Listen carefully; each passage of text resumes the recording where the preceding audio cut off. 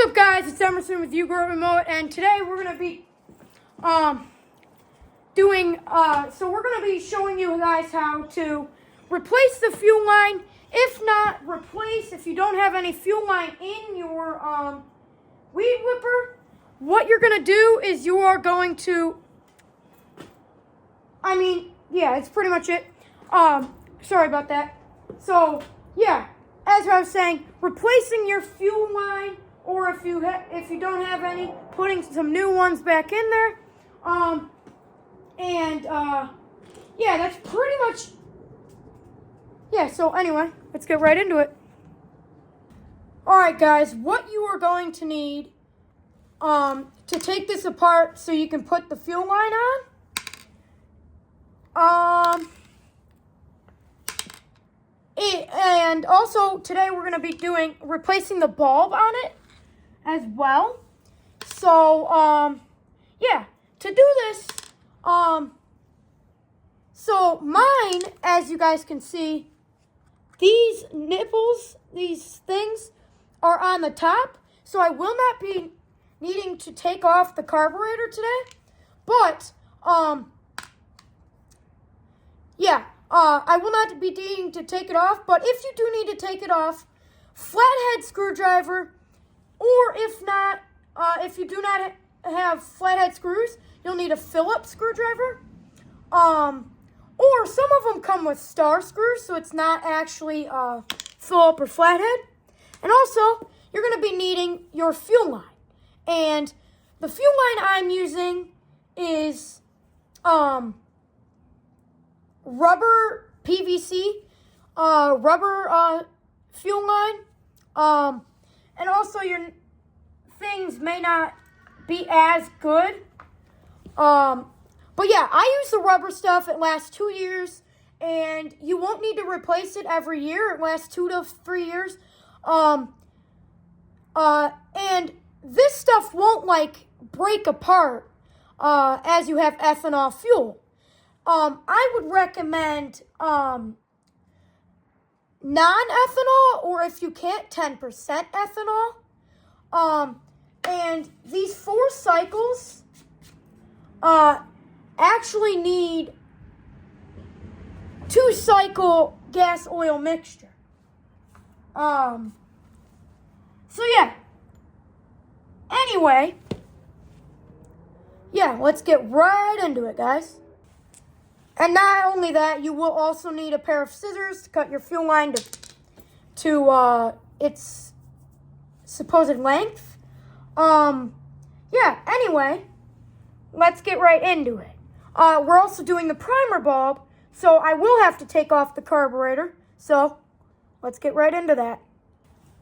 So, with our flathead screwdriver, what we're going to do, you know the drill. We're just going to unscrew it, and we're going to take this off, just like so. And you know what to do with the other one. And until you have the carburetor off, stay tuned. Now, I have my screws out, so before you take your carburetor completely off, you're going to want to take your fuel lines out, and it'll drain the excess fuel into here. And make sure you're doing this in a space where you either put a bucket or some type of bowl under the carburetor, so in case the fuel spills out. You want to be doing this in a space. If you don't have a bowl, on the ground is just fine. But you want to be doing this in a place where you want to get fuel on. Yeah, yeah, so that's pretty much it for that. And I will be taking the carburetor off, and I'll show you what to do once it's off. And I need a Phillips screwdriver for these holes here.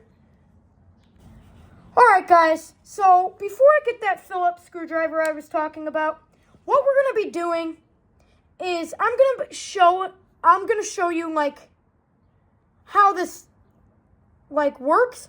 It does need a carb clean, and I will do another video on that soon. So stay tuned. I think I'm going to do that video right after this. But we're going to take a look at it. This is a standard carburetor. It might be stock Craftsman. It looks like it because these are dirty parts. But someone also could have replaced it with a HIPAA carburetor. But this is about that. Screws. You got your primers, nipples, and then you have your choke or your throttle here. And as you can see, it works like that. If you can see inside that hole, it's like moving like that. But yeah, so this is about that. That's about it for that. And I'm going to go get a Phillips screwdriver, and I will replace the primer bulb. Thank you. We'll see you. All right, guys, I'm back. So you do not have to use a Phillips screwdriver for this. You can use a flathead as long as the narrow tip is tiny enough for these little tiny screws. I'm using this right here. And off Amazon, I got these. Is it upside down? No, you can see it like this. So, Parts Zen. What's in here is my few primer bulbs. A ton of them. There's different sizes. And your machine may depend what size. But if I'm looking here, yeah. So first, what we're going to do is we're going to get this off.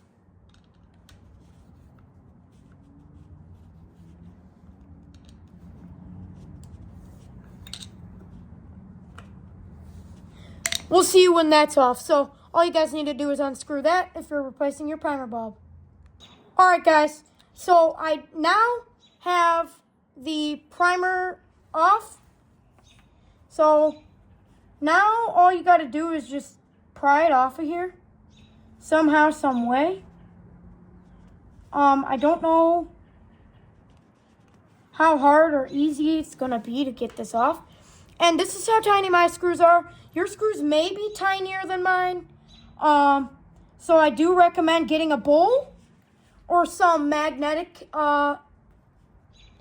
thing. But I'm on concrete, so I should be fine. But you guys may not. If you're working in a shop or something, or something like that. But this is a how-to video. So, okay. Once you have it off, what you're going to do is get like the excess primer off, or the primer. And then you're going to find the size that fits your carburetor. And until then, let me find my size and we'll get right back to you. All right, guys, I have found my size. So what you're going to do is going to slide that in there just like so. And now that you have your primer bulb in there, you're going to put it back on. So stay tuned.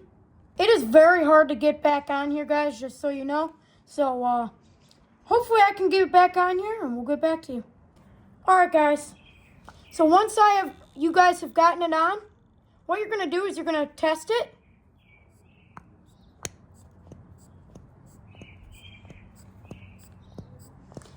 Make sure it's the right size. And then, after that, we're going to do our fuel lines. All right, let's get it. And for me, what I do is I put it back on. Now, I put it back on because I can access these from the top. Most carburetors are on, nipples are on the bottom. So you'll have to get that when you get there. All right. We'll see you in a minute. All right, guys, that is indeed done. Now, once you have that done, what you're going to do is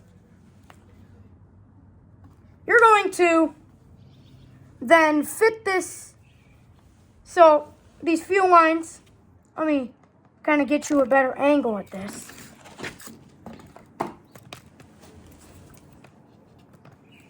So these two holes right here, one is going to be the return, and one is going to be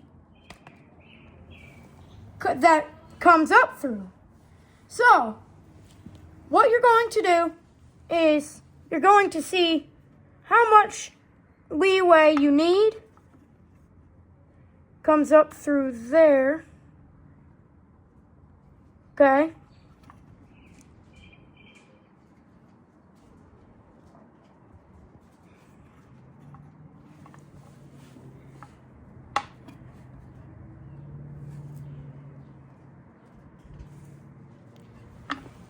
Okay, I need about this much. Alright, and then you're going to cut where you need with scissors. Okay, once you have that done, what you're going to do is these holes right here need like an angled cut. See, it won't go in straight. So they need like an angled cut. So angle that and cut that. We'll get back to you when you have that done. And